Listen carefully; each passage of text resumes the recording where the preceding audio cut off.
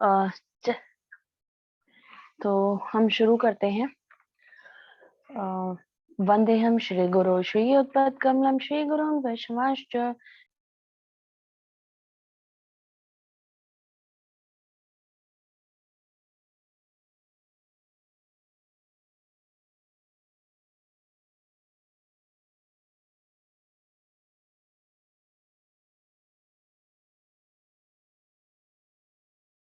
चन्द्राय राधिकाय तदालये गुरवे गौरचन्द्राय राधिकाय तदालये कृष्णाय कृष्णभक्ताय तद्भक्ताय नमो नमः। वाञ्छाकल्पतरुभ्यश्च कृपासिन्धुभ्य एव च पतितानां पावनेभ्यो वैष्णवेभ्यो नमो नमः। नमो महावदन्याय कृष्ण प्रेम प्रदायते कृष्णाय कृष्ण चैतन्य नामने गौरत्विषे नमः। हे कृष्ण करुणा सिंधो दीनबंधु जगतपते गोपेश गोपिका कांत राधा कांत नमोस्तुते। तप्त कांचन गौरांगी राधे वृंदावनेश्वरी वृषभानुसुते देवी प्रणमामि हरिप्रिय। वृंदाय तुलसी देव्याय प्रियाय केशवस्य च कृष्ण भक्ति प्रदे देवी सत्यवत्यै नमो नमः। पंचतत्वात्मकं कृष्णं भक्तरूपस्वरूपकं भक्तावतारं भक्ताख्यं नमामि भक्तशक्तिकम्। श्री कृष्ण चैतन्य प्रभु नित्यानंद श्री अद्वैत गदाधर शिवासादि गौर भक्त वृंद। हरे कृष्ण कृष्ण कृष्ण हरे हरे, हरे राम राम हरे हरे। हरे कृष्णा, धन्यवाद, प्रणाम सभी को। तो आज जैसा आप जानते हैं कि आज नरोत्तम दास ठाकुर जी का आविर्भाव दिवस है। तो क्लास तो विशाखा दीदी ही लेंगी। मैं थोड़ा सा नरोत्तम दास ठाकुर जी के बारे में कुछ बोल के अपनी वाणी को शुद्ध करने का छोटा सा प्रयास करना चाह रही थी। तो एक छोटा सा प्रयास है। तो आज जैसे आप जानते हैं कि नरोत्तम दास ठाकुर जी का आविर्भाव दिवस है, तो वो जो है महाप्रभु के बहुत प्रिय परिकर हैं और उन्हें जो है महाप्रभु का प्रेम अवतार भी कहा जाता है। उनके जो पिता थे वो राजा थे जिनका नाम था श्री कृष्णानंद दत्त और उनकी माता का नाम था नारायणी देवी। तो वो जो है एक कायस्थ कुल में उनका आविर्भाव हुआ था। भगवान के जो भक्त होते हैं वो किसी भी कुल में आ सकते हैं, चाहे वो उच्च कुल में हो, चाहे वो किसी भी मतलब किसी भी कुल में आ सकते हैं। तो अब अगर हम कृष्ण लीला की बात करें तो जो नरोत्तम दास ठाकुर जी थे वो कृष्ण लीला में चंपक मंजरी हैं, जो कि जो हमारी जो रूप मंजरी है उनके अनुगत्य में ही रहकर वो राधा कृष्ण की सेवा करती हैं। तो जो ये है नरोत्तम दास ठाकुर जी हैं, वो बचपन से ही गौर निताई की जो है उनकी महिमा का बहुत ही ज्यादा वो चिंतन करते थे। उनका शुरू से ही झुकाव जो है नित्यानंद प्रभु और चैतन्य महाप्रभु की तरफ था। उनका कभी भी वो किसी भी तरह से इस ये जो उनका जो राजसी ऐश्वर्य था उसकी तरफ उनका कभी भी आसक्ति नहीं थी, उनका कभी भी ध्यान नहीं था। तो अब जो है प्रेम विलास एक ग्रंथ है जिसमें वर्णन आता है कि एक बार चैतन्य महाप्रभु जो हैं कनाई नाट्यशाला गांव में कीर्तन कर रहे थे। कीर्तन नृत्य ना गीत मेरे को वगैरह पैरासीटामोल क्यों दिया? देखो संकीर्तन वगैरह कर पैरासीटामोल रहे बता थे। रही है दीदी, कह रही है तुमको संकीर्तन वगैरह कर रहे थे। तो अब जब वो संकीर्तन कर रहे थे तो वो संकीर्तन करते करते वो भावावेश में आ गए और भावावेश में आके वो नरोत्तम नरोत्तम पुकारने लगे। तो वहां उनके साथ जो है वो भी थे, नित्यानंद प्रभु भी थे। तो उन्होंने महाप्रभु से पूछा कि नरोत्तम कौन है। तो उन्होंने कहा कि उन्होंने नित्यानंद प्रभु से कहा, महाप्रभु ने, कि आप अपनी महिमा को नहीं जानते, कि आपके अंदर कितनी महिमा आप नहीं जानते। आप जब नीलाचल जाते समय जो आपने अश्रु धारा बहाई, जो आंसू बहाए हैं, उन सभी आंसुओं को जो है अश्रुओं को मैंने इकट्ठा करके एक जगह एकत्रित कर लिया है प्रेम के रूप में। और वो जो है मैंने इकट्ठा करके पद्मा नदी के तट पर रखा है। और ये जो प्रेम है ये मैं नरोत्तम को दूंगा। वही नरोत्तम जिसका मैं नाम पुकार रहा हूँ, इसी नरोत्तम को मैं ये प्रेम आप जो है दूंगा। तो अब महाप्रभु जो है फिर बाद में पद्मा नदी के तट पर गए। वहां जाके उन्होंने स्नान करा और फिर से नृत्य संकीर्तन ये सब उन्होंने करा। बहुत अच्छे, बहुत मतलब नृत्य करा, बहुत कीर्तन गाया। फिर उन्होंने जो है पद्मा नदी को संबोधित करते हुए कहा कि ये जो है, उन्होंने कहा कि ये जो प्रेम है, ये तुम अपने पास छिपा कर रख लो, ये किसी को पता ना चले, ये तुम अपने पास छिपा कर रख लो, और जब नरोत्तम तुम्हारे पास आएगा तब तुम उसे जो है ये प्रेम दे देना, तब तक तुम इसे जो है अपने पास छिपा कर रखो। तो पद्मा नदी ने महाप्रभु से पूछा कि मुझे पता कैसे चलेगा कि नरोत्तम कौन है, मुझे ये प्रेम किसे देना है, किस नरोत्तम को देना है, मुझे पता कैसे चलेगा। तो उस पर महाप्रभु ने कहा कि जैसे ही उसका शरीर का जब तुम्हारे जल से स्पर्श होगा, जैसे ही तुम्हारा जल उनके शरीर को स्पर्श करेगा, तुम्हारे जल में ऊंची ऊंची लहरें उठने लगेंगी, तब तुम समझ जाना कि ये जो व्यक्ति है, जो जिसका स्पर्श पाके तुम्हारी लहरें इतना उछाल खा रही हैं, ये ही नरोत्तम है। तो उन्होंने कहा ठीक है। अब क्या हुआ, दूसरी तरफ यहाँ पर नरोत्तम जो है वो एक 12 साल का बालक है, छोटा सा, और उन्हें जो है सपने में महाप्रभु ने, उनका शुरू से बचपन से ही झुकाव था चैतन्य महाप्रभु और नित्यानंद प्रभु की तरफ। तो महाप्रभु ने उन्हें स्वप्न में आदेश दिया, स्वप्न में उनके प्रकट होकर उन्हें आदेश दिया कि तुम अभी इसी वक्त जो है पद्मा नदी के तट पर जाओ, वहां पे मैंने तुम्हारे लिए बहुत सारा प्रेम एकत्रित करके रखा हुआ है, तुम उसे प्राप्त कर लो। तो अब छोटा सा बालक एकदम आज्ञा पाकर उनकी आदेश के अनुसार वो चल पड़ा, और वो तट पर गया, और उसने जैसे ही स्नान करने के लिए, जैसे ही अपने चरणों को, उस बालक ने जैसे ही अपने चरणों को उस नदी में रखा, नदी का जल ने जैसे ही उसके चरणों को स्पर्श करा, तभी नदी में बहुत उछाल आने लगा, और पद्मा नदी समझ गई कि ये ही वो बालक है जिससे नरोत्तम है, जिसे मुझे ये प्रेम सौंपना है। और उन्होंने जो है उन्हें किस तरह से ये प्रेम दिया। वो बालक स्नान करने के लिए नदी में गया, और जब वो बाहर निकला नदी में से स्नान करने के बाद, तब उस बालक का भाव, उस बालक का जो वर्ण था, यानी कि कॉम्प्लेक्शन, वो दोनों ही बिल्कुल चेंज हो गए थे। उनका जो भाव था वो, और उनका वर्ण, कहते हैं कि नदी में स्नान करने से पहले उनका जो वर्ण था वो काला था, कृष्ण के समान था, उनका काला वर्ण था। और जब वो उसमें से स्नान करके निकले, यानी कि जब उन्हें वो प्रेम प्राप्त हुआ जो चैतन्य महाप्रभु ने पद्मा नदी को दिया था, जब उन्हें वो प्रेम प्राप्त हुआ, तो जब वो प्रेम को ग्रहण करके जब वो बाहर निकले, तब उनका जो वर्ण था वो श्वेत वर्ण के हो गए थे, यानी कि चैतन्य महाप्रभु का जो वर्ण था उसके समान उनका वर्ण हो गया था, सफेद। तो अब उनके अंदर भाव बहुत आ गए थे, प्रेम भाव बहुत थे। तो अब उनसे ना, उन्हें ये संसार, उन ये सब वो छोड़कर एकदम जाना चाह रहे थे। अब वो जब वो घर पहुंचे तो भाव में थे, तो उनके माता पिता पहले तो उन्हें पहचान ही नहीं पाए कि ये तो गोरा है, हमारा तो हमारा जो नरोत्तम था वो तो काले वर्ण का था, ये तो गोरा है, ये कौन आ गया। खैर जब उन्हें समझ में आया तो उन्होंने फिर उन्हें जो है रोकने की कोशिश करी, वो रुकना नहीं चाह रहे थे, वो एकदम से वृंदावन के लिए जाना चाह रहे थे, तो उनकी रोकने की बहुत कोशिश करी, जब नहीं रुके तो फिर उनकी माता ने उनकी बहुत मदद करी, और वो जो है फिर सब कुछ छोड़ छाड़ के वृंदावन की तरफ चल पड़े।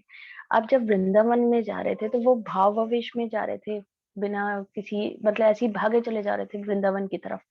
तो वो एक तरह से ऐसे ही नंगे पैर और बिना कुछ खाए पिए, उन्होंने कई दिनों तक कुछ खाया नहीं था, कुछ ग्रहण नहीं करा था, तो जिसकी वजह से उनके शरीर में बहुत ज्यादा कमजोरी आ गई थी।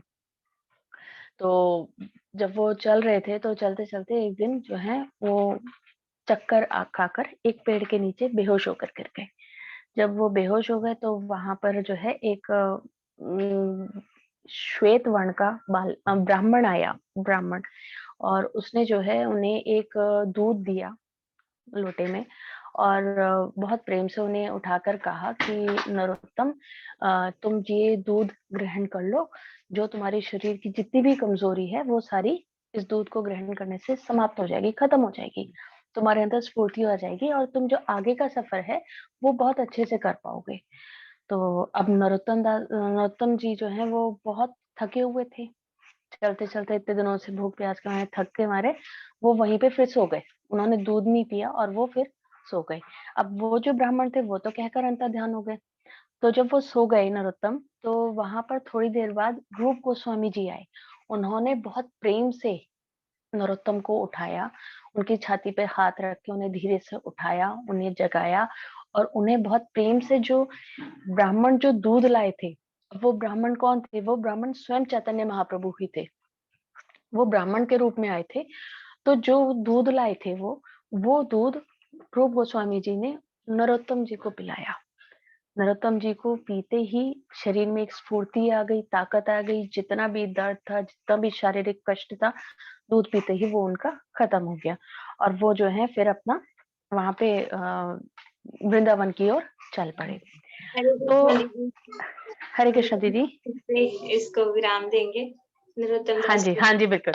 हाँ जी, बिल्कुल, ठीक। ये क्लास हो सकती है, लेकिन समय की कमी के कारण हाँ जी, हाँ जी, ये हाँ जी, बिल्कुल, बिल्कुल दीदी, हरे कृष्णा। बिल्कुल। वाञ्छाकल्पतरुभ्यश्च कृपासिन्धुभ्यः एव च पतितानां पावनेभ्यो वैष्णवेभ्यो नमो नमः। हरे कृष्ण जी। हरे कृष्णा आप सभी को। आज बहुत ही शुभ तिथि पे हम एकत्रित हुए हैं। आज जैसे कि दीदी ने बताया, श्री नरोत्तम दास ठाकुर की आविर्भाव तिथि है। श्री नरोत्तम दास ठाकुर ने एक ग्रंथ लिखा है, प्रेम भक्ति चंद्रिका, जिसमें उन्होंने भजन लिखे हैं बंगला में। बंगला भजन में उन्होंने सारे तत्व सिद्धांत डाल दिए हैं। यदि कोई कहे कि प्रेम कैसे मिल सकता है, तो कहा जाता है कि प्रेम ₹2.5 में मिल जाता है। ₹2.5 में उस समय वो उनके ग्रंथ का मूल्य था। इसका मतलब यदि कोई उनकी प्रेम भक्ति चंद्रिका, ये ग्रंथ जिसमें उनके सारे भजन संकलित हैं, अगर वो पढ़ेगा तो उसके हृदय में जरूर ये जो भगवान के प्रति विरह भाव है, जो हमारी स्थिति है, उसके अंदर वर्णन है कि कैसे बद्ध जीव धीरे-धीरे भगवान की तरफ अग्रसर हो सकता है। तो ये प्रार्थनाएँ बहुत असरदायक हैं। हमें इन प्रार्थनाओं को ज़रूर करना चाहिए। ये जो हमारे गौड़िया गीत गुच्छ में भी ये सब भजन हैं, इनको करने से गुरुजी एक बताते थे कि जैसे कोई व्यक्ति एक व्यक्ति को बीमारी हो गई थी, दस्त लग गए थे उसको, जैसे लूज मोशन लग गए थे, तो उसका कहीं भी इलाज नहीं हो रहा था। तो एक आयुर्वेदिक डॉक्टर ने बोला कि इसको घी पिला दो। तो जो लेकर गए थे उसको दिखाने के लिए, तो वो बोले, आप क्या मर जाएगा ये, इसे पानी हजम नहीं हो रहा, घी कैसे पिला दें? बोला, मैं जानता हूँ, लेकिन आप पिलाओ तो सही। तो उन्होंने धीरे-धीरे उसको घी पिलाना शुरू किया। बोले, मुझे पता है घी पिलाओगे निकल जाएगा, लेकिन वो घी जो है इसकी आंतों में चिपक जाएगा, कोटिंग कर देगा। तो वो घी ही थोड़ा-थोड़ा देर बाद उसको जो ये खाएगा उसको रोकना शुरू कर देगा। तो इसी तरह जो ये नरोत्तम दास ठाकुर के लिखे हुए भजनों में इतने सुंदर भाव हैं, वो अभी हम वहां तक नहीं पहुंच सकते, ये हमें पता है, लेकिन उनको पढ़ते कुछ छींटा हमारे अंदर भी रुक सकता है, इसलिए हमें ये जरूर पढ़ने चाहिए। और एक भजन अगर समय हुआ तो थोड़ा सा हम लास्ट में गाएंगे भी उनका। तो आज मंगलाचरण के साथ मैं जो हमारा विषय वस्तु है अजामिल प्रसंग, उसके साथ शुरू करती हूँ। नरोत्तम दास ठाकुर की जय। मंगलाचरण। ओम अज्ञानतिमिरान्धस्य ज्ञानाञ्जनशलाकया चक्षुरुन्मीलितं येन तस्मै श्रीगुरुवे नमः। विष्णुपदाय रूपपृष्ठाय भूतले श्रीमति भक्तिवेदान्त गोस्वामीति नामिने श्री रूप श्री सनातन भट्ट रघुनाथ श्री जी गोपाल भट्ट दास रघुनाथे छे गोसाई कर चरण वंदनीय देवी गणाश अभिष्ट श्री कृष्ण चैतन्य प्रभु नित्यानंद श्री अद्वैत गदाधर शिवसादि गौर भक्तवृंद। हरे कृष्ण कृष्ण कृष्ण हरे हरे, हरे राम राम राम हरे हरे। सबसे पहले मैं अपने गुरुदेव के चरणों में अनंत कोटि दंडवत प्रणाम करती हूँ। फिर पूज्य पाद सुंदर गोपाल प्रभु जी को दंडवत प्रणाम, यहाँ पर उपस्थित मेरे गुरु भाई बहनों को दंडवत प्रणाम, और आप सभी कथा पिपासुओं को भी मेरा यथा योग्य दंडवत प्रणाम। हरे कृष्णा। आज हम श्रीमद् भागवतम के 6ठे स्कंद पर पहुंच गए हैं। लास्ट हमने 5 स्कंद में नरकों का वर्णन सुना था। नरकों का वर्णन जब परीक्षित महाराज जी ने सुना, सुखदेव गोस्वामी ने बताया कि इतना भयंकर दंड होता है, प्रत्येक कर्म के हमें दंड भुगतने पड़ते हैं, और इतना भयंकर दंड होता है। तो जो परीक्षित महाराज हैं, जब 6ठे स्कंद में उन्होंने कथा शुरू करी, तो कहते हैं 5वें स्कंद तक तो सृष्टि, प्रवृत्ति, सृष्टि और लोकों का वर्णन किया, लेकिन छठा स्कंद है जिसमें 19 अध्याय हैं, इसमें भगवान का पोषण अर्थात उनकी सुरक्षा की कथाएं हैं कि भगवान कैसे अपने भक्तों को सुरक्षा प्रदान करते हैं। इस स्कंद में ये सब कथाएं हैं। इनको सुनने से हमारे अंदर बल आएगा कि भगवान ने जब इनकी रक्षा की है तो हमारी भी करेंगे। हम उत्साह के साथ फिर आगे बढ़ेंगे। तो इसमें पहला प्रश्न जो है सुखदेव गोस्वामी जी पूछते हैं, परीक्षित महाराज जी पूछते हैं सुखदेव गोस्वामी से कि हे परम भाग्यशाली और ऐश्वर्यवान सुखदेव गोस्वामी, अब आप कृपा करके मुझे बतलाएं कि मनुष्य को किस तरह उन नारकीय स्थितियों में प्रवेश करने से बचाया जा सकता है। जो हमने नरक की स्थितियां सुनी हैं कि इतने भयंकर हमें कष्ट मिलते हैं, तो ये जो मनुष्य हैं इनको वो नारकीय स्थितियों से कैसे बचाया जा सकता है जिन्हें उन्हें भीषण यातनाएं सहनी पड़ती हैं। हाँ जी, क्वेश्चन पेपर भी हम लास्ट में डिस्कस करेंगे। अभी ये अजामिल प्रसंग हम थोड़ा सा शुरू कर लेते हैं। तो उन्होंने प्रश्न पूछा कि किस तरह से ये बद्ध जीवों को नरक की जो कष्ट है वो सहने से किस तरह से कोई बच सकता है। यहाँ उनके प्रश्न को सुनते ही सुखदेव जी बहुत प्रसन्न हो गए। बोले कि यही वैष्णव का लक्षण है। वैष्णव का क्या लक्षण है? पर दुखे दुखी, मतलब दूसरों का दुख देखकर उनके हृदय में दुख हो जाता है कि अरे ये जीव कितना कष्ट पा रहा है, कभी कुत्ता बन रहा है, कभी बिल्ली बन रहा है, कभी मल का कीड़ा बन रहा है। अब ये मनुष्य जीवन इसको मिला है, मनुष्य शरीर मिला है, यदि इसमें इसने भक्ति नहीं करी तो ये फिर अनंत जो है 84 लाख जो योनियां हैं उसमें फंस जाएगा। अनंत जन्मों तक ये फिर जन्म मरण के चक्र में फंस जाएगा। तो किसी तरह हाँ, थोड़ा सा बैकग्राउंड साउंड हो सकता है, मेरे थोड़ा परिवार में एक फंक्शन है, मैं फिर भी कोशिश करूंगी। हरे कृष्णा। तो हरे कृष्णा।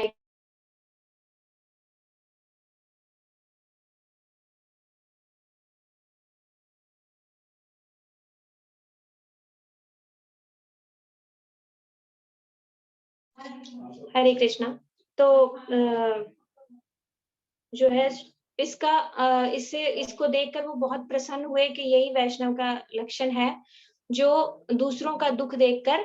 देखिए, परीक्षित महाराज जी का अपना प्रश्न नहीं था, उनको कोई नरक के कष्ट नहीं भोगने थे, वो हमारे लिए ये प्रश्न पूछ रहे हैं कि किस तरह से बद्ध जीवों को नरक के कष्ट सहने से बचाया जा सकता है। तो उसमें सुखदेव गोस्वामी जी आंसर दे रहे हैं, हे राजा, यदि मनुष्य अपनी अगली मृत्यु के पूर्व इस जन्म में अपने मन, वचन तथा शरीर से किए गए अपवित्र कर्मों को मनु संहिता तथा अन्य धर्म शास्त्रों के विवरण के अनुसार समुचित प्रायश्चित द्वारा निराकरण नहीं कर लेता, तो वह मृत्यु के बाद अवश्य ही नरक लोकों में प्रवेश करेगा और भीषण कष्ट उठाएगा, जैसा कि मैं आपसे पहले कह चुका हूँ। यहाँ पर सुखदेव गोस्वामी ने मनु संहिता में दिए गए जो पापों का प्रायश्चित है उसके बारे में कहा है। मनु संहिता एक ग्रंथ है जो मनुष्यों के लिए लिखा गया है। जैसे हमारे यहाँ संविधान है ना, जिसमें लिखा गया है कि चोरी के लिए ये दंड और इसके लिए ये दंड, तो इसी तरह मनुष्यों के लिए भगवान ने मनु संहिता बनाई है,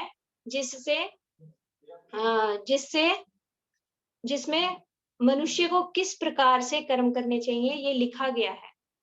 लेकिन कर्मों के बारे में लिखा गया, उसमें भक्ति के बारे में नहीं लिखा गया। तो किस तरह के कर्म करने से हम पापों से बच सकते हैं ये सब लिखा गया है। तो उन्होंने बोला कि यदि कोई मनुष्य जीवन रहते मनु संहिता के अनुसार अपने किए गए पापों का प्रायश्चित कर लेता है तो उसका कुछ उद्धार हो सकता है, मतलब वो नरकों के कष्ट से बच सकता है। ये नहीं लिखा कि वो भगवत प्राप्ति कर सकता है, वो नरकों के कष्ट से बच सकता है। ये उत्तर उन्होंने दिया और फिर उन्होंने बोला, अतः अगली मृत्यु के आने के पूर्व जब तक मनुष्य का शरीर पर्याप्त बलवान रहे, और ये भी कंडीशन रखी कि जब तक इस शरीर में, क्योंकि प्रायश्चित में कुछ तपस्या करनी होगी, कुछ दान देना होगा, तो इसमें शरीर भी स्वस्थ होना जरूरी है। तो उन्होंने बोला कि जब तक शरीर स्वस्थ है तब तक ये प्रायश्चित कर लेने चाहिए। ऐसा भी नहीं सोचना चाहिए कि ठीक है जब बुढ़ापा आएगा तब हम प्रायश्चित करेंगे। तो बोले बलवान रहे तब तक प्रायश्चित कर लेना चाहिए, अन्यथा समय की हानि होगी और उसके पापों का फल बढ़ता जाएगा।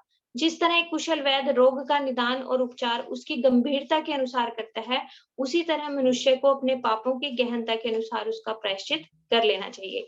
ये शुकदेव गोस्वामी जी ने परीक्षित महाराज जी के प्रश्न का उत्तर दिया। ये प्रश्न सुनते ही, ये प्रश्न का उत्तर सुनकर परीक्षित महाराज जी को जिसे कहते हैं आनंद नहीं आया, उन्हें सेटिस्फेक्शन नहीं मिली। उन्हें लगा कि ये क्या आंसर दे दिया। तो फिर परीक्षित महाराज जी ने दूसरा प्रश्न उनसे पूछा। बोले कि जो आपने उत्तर दिया है, आपने कहा कि पाप कर्म को कर्मों के द्वारा प्रायश्चित करना, यानी कर्म कांड के द्वारा अपने पाप कर्मों का प्रायश्चित कर लेना चाहिए। तो बोले कर्म कांड के द्वारा जो प्रायश्चित करता है वो कैसा होता है? परीक्षित महाराज जी कह रहे हैं, कभी कभी कह रहे हैं जो पाप कर्म न करने के प्रति अत्यधिक सतर्क रहता है, उसको समझ आ गई कि पाप कर्म खराब है, तो पाप कर्म ना करने के प्रति तो वो सतर्क होगा। पापमय जीवन का कह रहे हैं, लेकिन पुनः पुनः उससे पापमय जीवन का शिकार वो बन जाएगा। वो कितना भी सतर्क हो ले, पाप उससे होंगे ही होंगे। इसलिए मैं बारंबार पाप करने तथा प्रायश्चित करने की इस विधि को व्यर्थ मानता हूँ। परीक्षित महाराज जी बोले कि जो आपने पाप कर्म को काटने के लिए दोबारा कर्म करने की जो मुझे सलाह दी है, वो मैं व्यर्थ मानता हूँ, क्योंकि वो बिल्कुल वैसा ही होगा जैसे हाथी का स्नान। हाथी क्या करता है, नहाकर बाहर आता है और बाहर आते ही अपने शरीर पर मिट्टी डाल लेता है, तो उसका स्नान व्यर्थ हो गया ना। इसी तरह हम कर्मों के द्वारा यदि ये पाप कर्मों का फल को हम काटना चाहें, तो जो हम कर्म करेंगे उसका भी तो फल कुछ ना कुछ बनेगा ना। यदि हमने दान दिया, समझो हमने दान दिया किसी को, और दान हमने एकादशी तिथि को दे दिया, अन्नदान, तो उससे हम तो दान दे रहे हैं, मतलब अपने पाप कर्मों को खत्म करने की कोशिश कर रहे हैं। लेकिन यदि हमने वो एकादशी को दान दे दिया तो हमें कितना पाप लग जाएगा। अनजाने में हम पाप ग्रहण कर लेंगे, मतलब प्रायश्चित करने के चक्कर में जो हमने कर्म किया उससे और पाप हो गए। इसी तरह यदि हमने कुछ अन्न दान किया और उनमें से कोई एक ऐसे व्यक्ति को हमने अन्न दान कर दिया जो अपराधी प्रवृत्ति का है, यदि उसको भोजन नहीं मिलता, उसका शरीर बलवान नहीं होता, तो वो अपराध नहीं करता। आपने उसे खाना खिला दिया, अब उसके शरीर में आ गई ताकत, प्रवृत्ति है उसकी अपराधी, तो वो बाहर जाते फिर कुछ ना कुछ अपराध कर देगा, तो उसके अपराध करने का फल आपको भी मिलेगा। उसको तो मिलेगा ही, लेकिन आपको भी मिलेगा, क्योंकि आपकी वजह से वो बलवान हुआ और अपराध करने के लायक उसका शरीर बन सका। तो इस तरह से कर्म के द्वारा कभी भी हम कर्म फलों का प्रायश्चित नहीं कर सकते, हम उसमें नए कर्म बना देंगे। देखो, एक हमने अच्छा कर्म किया लेकिन एक बुरा कर्म भी हो गया ना। तो कर्म के द्वारा वो बोले कि ये तो मुझे समझ नहीं आया बिल्कुल। फिर व्यासदेव जी ने क्या, सुखदेव जी ने क्या बोला, हे राजा, चूंकि अपवित्र कर्मों को निरसित करने के उद्देश्य से किए गए कर्म भी सकाम होते हैं। बोले बिल्कुल सही कह रहे हो तुम, ये हाथी का स्नान ही हुआ, क्योंकि जो कर्म को काटने के लिए जो हम कर्म कर रहे हैं वो भी तो सकाम हुए ना। सकाम मतलब इच्छा के साथ। क्या इच्छा है उसमें? कि हम इन पाप के फलों से बच जाएं। तो बोले सकाम होते हैं, अतएव वे मनुष्य को सकाम करने की प्रवृत्ति से छुटकारा नहीं दिला सकते। तो जो ये कर्म करने की प्रवृत्ति है वो उसको और ज्यादा, समझो अग्नि में उन्होंने घी डाल दिया, हमारा फिर और मन करेगा, अच्छा ये दान करने से हमें ये इससे छुटकारा मिल गया, फिर हम कुछ और ढूंढेंगे, अच्छा ये दान भी कर सकते हैं हम, फिर ये भी कर सकते हैं हम, ये यज्ञ भी कर सकते हैं, ये तपस्या भी कर सकते हैं। हमारी सकाम करने की प्रवृत्ति बढ़ जाएगी। सकाम मतलब जिसके पीछे कुछ ना कुछ कामना हो, तो सकाम कर्म की प्रवृत्ति हमारी बढ़ जाएगी। जो व्यक्ति अपने को प्रायश्चित के विधि विधानों के अधीन बना लेते हैं, वे तनिक भी बुद्धिमान नहीं हैं। निस्संदेह वे सभी तमोगुण में होते हैं। जब तक मनुष्य तमोगुण से मुक्त नहीं कर दिया जाता, तब तक तब तक वह कर्म के दूसरे से निराकरण करने का प्रयास करना व्यर्थ है, क्योंकि इससे मनुष्य की इच्छाओं का उन्मूलन नहीं होगा। जो सकाम कर्म के द्वारा अपना प्रायश्चित करता है, उससे क्या होगा? उससे उसकी इच्छा वृत्ति खत्म नहीं होगी। जो पाप करने की इच्छा वृत्ति है वो खत्म नहीं होगी। जब तक हमारे अंदर पाप करने की इच्छा वृत्ति बनी रहती है, हमसे अनजाने में भी पाप हो ही जाएंगे। इसको एक उदाहरण के साथ समझो। एक व्यक्ति ने अभी अभी शराब छोड़ी है पीने, और घर कहाँ ले लिया? शराब के ठेके के सामने। उसने छोड़ी है, लेकिन उसकी इच्छा अभी तक नहीं गई, इच्छा वृत्ति परिवर्तित नहीं हुई ना। तो जैसे ही उसको वो अनुकूल परिस्थिति मिल गई, वो फिर से पाप कर देता है। वो क्योंकि घर ही बिल्कुल उसने शराब की दुकान के सामने ले लिया, तो वो 10 दिन अपने आप को रोकेगा, 15 दिन, 1 महीना, 1 महीने के बाद वो पिएगा ही पिएगा। और यही यदि उसने ये जो पाप करने की प्रवृत्ति खत्म कर ली होती, तो चाहे उसका घर शराब की दुकान के सामने भी क्यों ना हो, वो कभी शराब नहीं पीता। इसका मतलब क्या?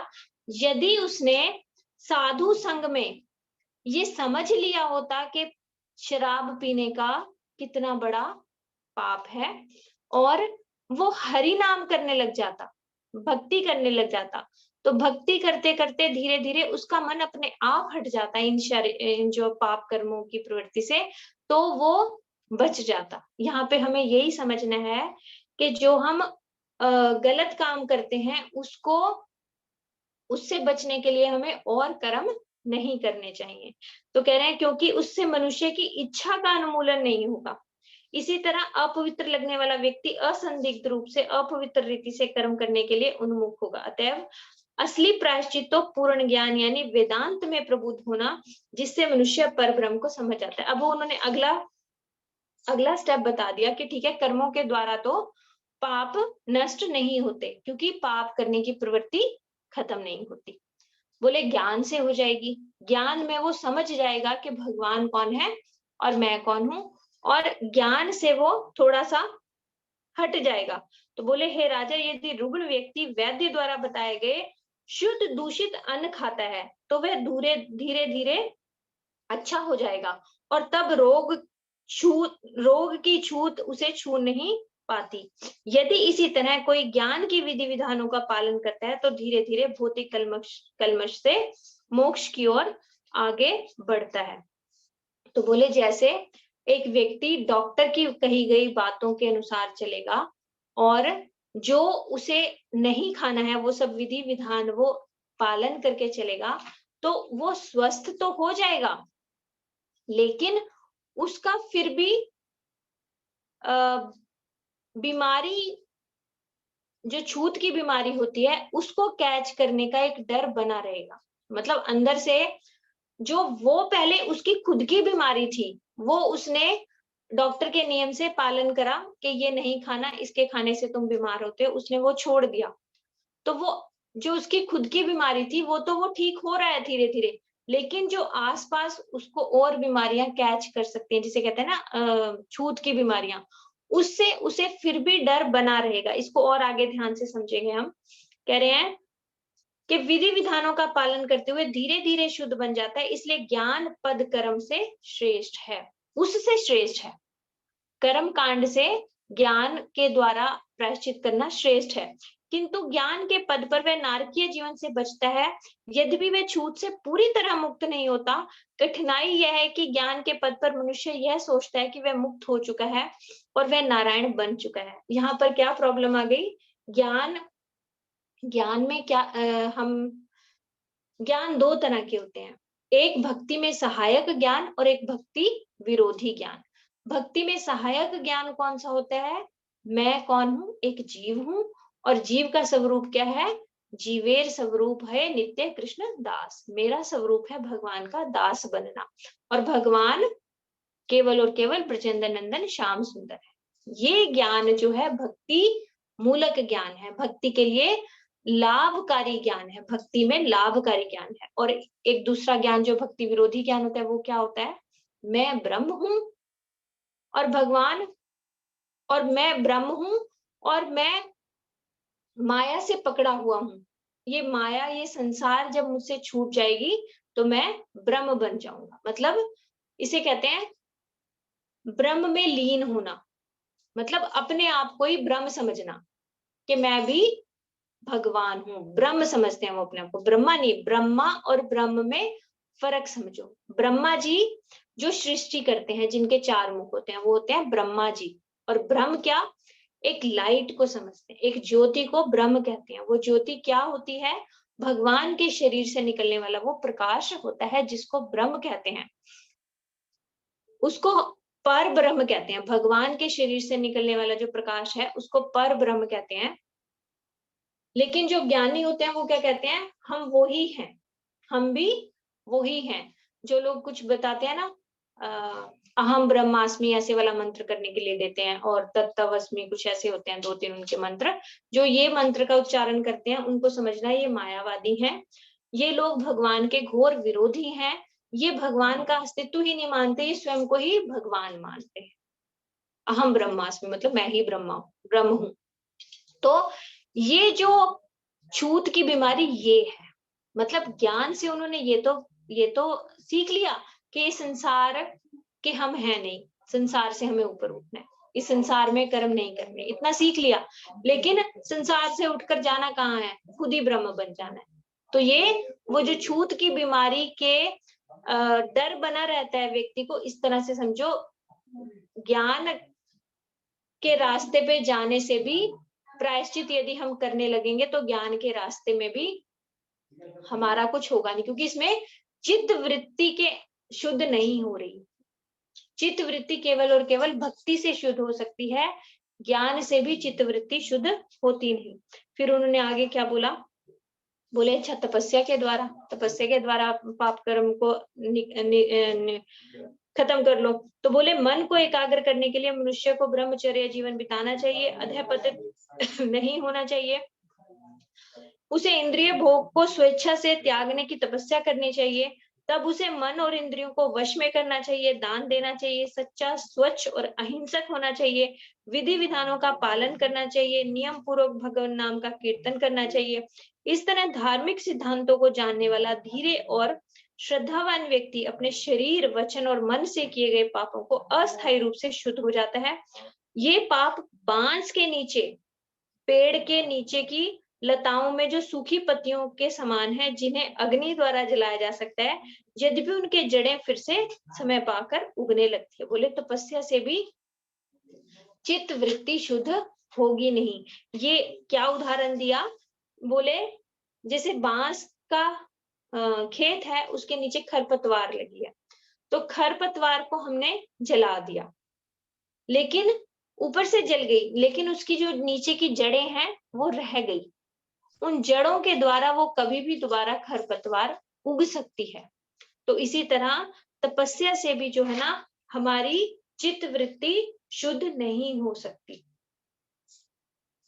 इसके द्वारा भी ये शरीर की इंद्रियां ही नियंत्रित हो सकती हैं तपस्या के द्वारा, कि बोलो मत ज्यादा और योगासन करो, ये सब करो। इससे क्या होगा, हमारा शरीर नियंत्रण में आएगा, मन भी कुछ हद तक नियंत्रण में आ सकता है। लेकिन हमने काम किस पर करना है, आत्मा पर करना है।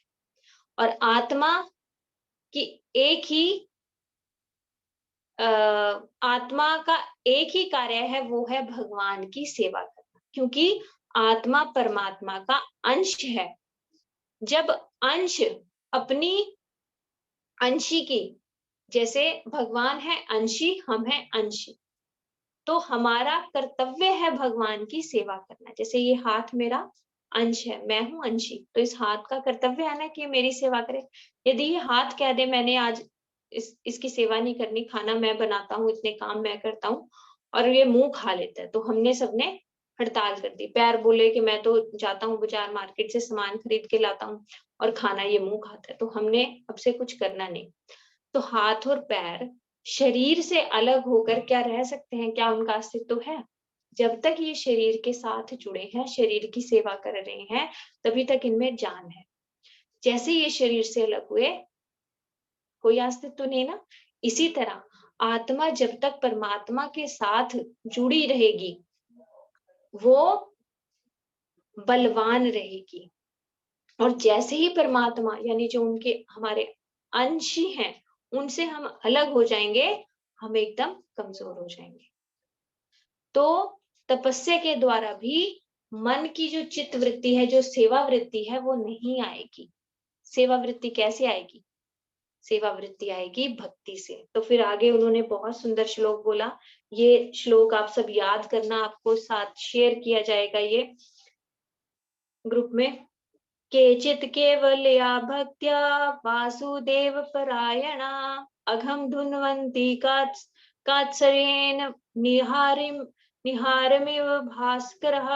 बोले केवल विरला व्यक्ति ही जिसने कृष्ण को पूर्ण शुद्ध भक्ति को स्वीकार कर रखा है, उन पाप पूर्ण कार्यों की खरपतवार को समूल नष्ट कर सकता है। अभी क्या था?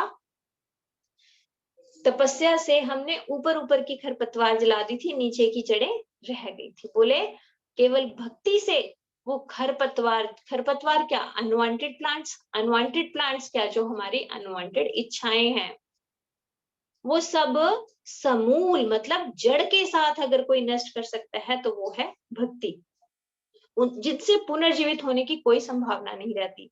वह केवल भक्ति संपन्न करके ही कर सकता है। जिस तरह सूर्य अपनी किरणों से कोहरे को तुरंत भगा सकता है। जैसे अंधकार है, सूर्य के उदय होने से ही अंधकार एकदम तत्क्षणात खत्म हो जाता है ना। इसी तरह भक्ति से हमारी जो चित्त वृत्ति है वो एकदम शुद्ध हो जाती है। केवल और केवल भक्ति के द्वारा हमारे किए गए पाप कर्म के जो फल है वो नष्ट हो सकते हैं। क्यों? क्योंकि हमारी पाप करने की चित्त वृत्ति ही खत्म हो जाएगी। आपने पाप करने को अपने आप से किसी तरह रोक भी लिया, लेकिन हृदय में इच्छा बनी रही, तो आप किसी ना किसी दिन पाप कर ही दोगे, ये हम सबको पता है।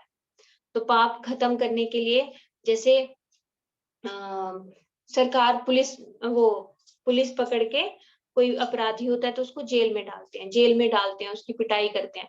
ये सब क्यों करते हैं? क्या वो क्रूर है? क्या उनको अच्छा लगता है लोगों को मारना? नहीं, उनके अंदर डर बिठाते हैं कि डर के मारे इनके पाप करने की चित्त वृत्ति खत्म हो जाएगी। अरे हम वहां अगर ये पाप कर दिया तो दोबारा उस जेल में जाना पड़ेगा और वहां इतनी मार पड़ेगी, इस डर से वो फिर पाप ही ना करे। इसी तरह ये जो भक्ति है, भक्ति से ही हमारा चित्त का मार्जन हो सकता है। जो कहा गया ना, चेतो दर्पण मार्जन, सबसे पहले यही होता है जो भक्ति करते हैं। और कुछ लोग कहते हैं कि इतने साल हो गए हमें कुछ इम्प्रूवमेंट दिख नहीं रही, तो हमेशा वो लोग यही सोचो कि हमारा चित्त रूपी दर्पण अभी मार्जन हो रहा है। हरि नाम से ही ये मार्जन होता है। मार्जन मतलब क्लीन होना। जैसे शीशा है, उस पर बहुत सारी धूल जमी हुई है, धूल के साथ उस पे ऑयल और ग्रीस पूरा लगा हुआ है, तो क्या करोगे? पहले आप कपड़े से झाड़ोगे तो भी वो ऑयल और ग्रीस लगा हुआ है, तो वो कपड़े से झाड़ने से होगा नहीं। फिर आपको उस पे कुछ डिटर्जेंट लगा के उसको रगड़ना पड़ेगा, फिर उसको पानी से क्लीन करना पड़ेगा। कितनी देर बाद वो शीशा क्लीन होगा ना। इसी तरह हमारे आत्मा के ऊपर जन्मों जन्मों के कलमश चिपके हुए हैं, ऐसे एक दिन में होगा नहीं। इसको बार बार रोज रगड़ना पड़ेगा। और अगर आपने एक दिन क्लीन करके उसको छोड़ दिया, एक हफ्ते के बाद वो फिर से और जम जाएगा, एक महीने बाद देखो तो और ज्यादा जम जाएगा। तो क्या करना पड़ता है? रोज क्लीन करना पड़ता है ना। इसी तरह से रोज प्रत्येक दिन संख्या पूर्वक हरि नाम करना पड़ेगा। इसको अभी यही सोचो, एक दिन भी हमने हरि नाम छोड़ दिया तो जो क्लीन आज हमने किया था डस्ट, कल उस पर और डस्ट आ जाएगी। फिर हमें अगले दिन डबल मेहनत करनी पड़ेगी ना, डबल हरि नाम करना पड़ेगा। तो इसलिए अभी हम सबकी क्लींजिंग चल रही है। जिस दिन ये हमारा चित्त वृत्ति बदल गई, इसके अंदर सेवा वृत्ति आ गई, तब समझना कि हमारी ये क्लींजिंग कुछ कम हुई, मतलब हो रही है, काम कर रही है। हम जो क्लीनिंग कर रहे हैं डेली डेली, ये हो रही है। और जैसे जब वो शीशा पूरा साफ हो जाता है तो उसमें हमें अपना हमारी जो प्रतिबिंब है, हमारा मुख है वो दिखने लगता है ना। इसी तरह जब चित्तवृत्ति हमारी अ, मार्जित हो जाएगी, शुद्ध हो जाएगी हमारी चित्तवृत्ति, तो हम हैं कौन असली में, हमारी आत्मा का स्वरूप क्या है वो प्रकाशित हो जाएगा। अभी हमारी आत्मा का स्वरूप क्या है, हम कैसे हैं, हमारा नाम क्या है, ये सब पता ही नहीं ना। अभी क्या है, शरीर से हमारा परिचय है, मैं स्त्री हूँ, मैं इसकी बेटी हूँ, मैं इसकी पत्नी हूँ, मेरा ये नाम है। लेकिन हम ये नहीं है, हम तो आत्मा है। तो आत्मा का भी एक परमानेंट नाम होता है, परमानेंट उम्र होती है, परमानेंट गांव होता है। ये सब जो है पहचान, ये हमारी जो असली पहचान है, ये इसे ही कहते हैं स्वरूप सिद्धि प्राप्त होना, कि हम हैं कौन, हमारा स्वरूप प्राप्त होना। और स्वरूप में स्थित होकर भगवान की सेवा करना, इसे कहते हैं उत्तमा भक्ति। हम हैं कौन और फिर हमारा भगवान के साथ क्या संबंध है, हम भगवान की किस तरह से सेवा करेंगे। ये स्वरूप सिद्ध भक्ति के लिए ही हम ये महाप्रभु की धारा में आकर महाप्रभु की शिक्षाओं को लेकर उनका आचरण करते हुए, हरिनाम करते हुए, इसी पथ पर हम आगे बढ़ेंगे धीरे धीरे। तो बोले ये बिल्कुल याद रखना सब, केवल विरला व्यक्ति ही जिसने कृष्ण को पूर्ण शुद्ध भक्ति से स्वीकार कर रखा है, उन पाप पूर्ण कार्यों की खरपतवार को समूल नष्ट कर सकता है, जिनके पुनर्जीवित होने की कोई संभावना नहीं रहती। वह केवल भक्ति संपन्न करके ही इसे कर सकता है, जिस तरह सूर्य अपनी किरणों से कोहरे को तुरंत भगा देता है। फिर उन्होंने बताया कि भक्ति क्या है। भक्ति की डेफिनेशन है अन्य अभिलाषिता शून्यम, ज्ञान कर्माद्य अनावृतम, अनुकूल्यन कृष्णानुशीलनम, भक्ति उत्तमा। उत्तम भक्ति क्या है? उत्तम भक्ति क्या है? उत्तम भक्ति है जिसके अंदर कोई अभिलाषा ना हो, अन्य अभिलाषिता शून्य, मतलब अभिलाषा रखने की प्रवृत्ति ही खत्म हो जाए। ऐसे नहीं कि हम कुछ दिन के लिए छोड़ दें कि हम हरिनाम कर रहे हैं, अभी कुछ दिन के लिए हम कुछ नहीं मांगेंगे, जैसे ही कुछ प्रॉब्लम आई फिर हम मांगने लग जाए। नहीं, मांगने की प्रवृत्ति ही खत्म हो जिसमें, तो अन्य अभिलाषिता शून्य, मतलब भगवान की सेवा के अतिरिक्त और कोई हमारी प्रवृत्ति ना हो। अन्य अभिलाषिता शून्य, हम भगवान की सेवा के अलावा कुछ ना मांगे। ज्ञान कर्माद्य अनावृतम, इसमें जो ज्ञान है कौन सा, भक्ति विरोधी ज्ञान, वो भी नहीं होना चाहिए। और जो कर्म है कि कर्म के द्वारा हम भगवान को प्राप्त कर लेंगे, वो भी नहीं होना चाहिए।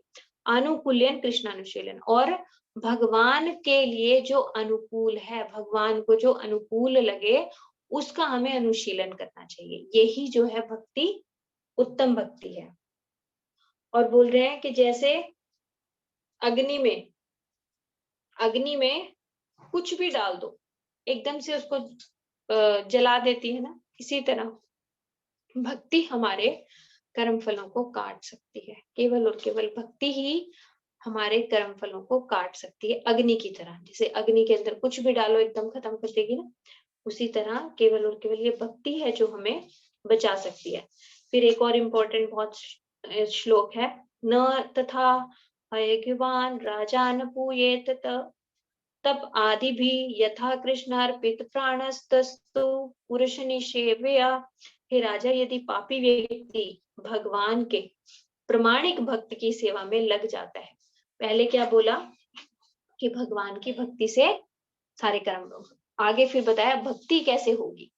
ये दो श्लोक आप जरूर याद रखना, इसको आप बता सकते हो। कोई आपसे पूछता है कि आप ये क्या कर रहे हो, हमें भागवत में बताया गया है कि केवल भक्ति से ही हम अपने कर्म फलों से छूट सकते हैं। और भक्ति कैसे करनी है, इस दूसरे श्लोक में बताया गया। हे राजा, यदि पापी व्यक्ति भगवान के प्रमाणिक भक्त की सेवा में लग जाता है और इस तरह वह सीख लेता है कि अपना जीवन किस तरह कृष्ण के चरणों में समर्पित करना चाहिए, तो वह पूर्णतः शुद्ध हो सकता है। तो भक्ति कहाँ से शुरू होगी? प्रमाणिक गुरु से शुरू होगी।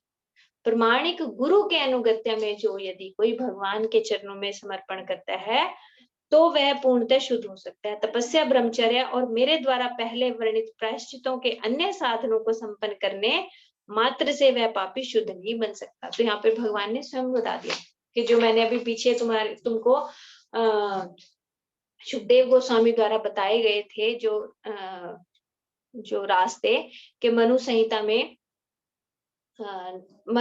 में बताए गए जो रूल्स रेगुलेशन है उसके द्वारा यदि तुम प्रायश्चित करोगे तो पाप से मुक्त हो जाओगे। फिर आगे बताया ज्ञान के द्वारा करोगे, फिर बताया कि तपस्या के द्वारा बताओगे। बोले वो सारे गलत थे, वो सारे शुद्ध नहीं कर सकते। केवल और केवल भक्ति के द्वारा पापी से पापी व्यक्ति शुद्ध हो सकता है।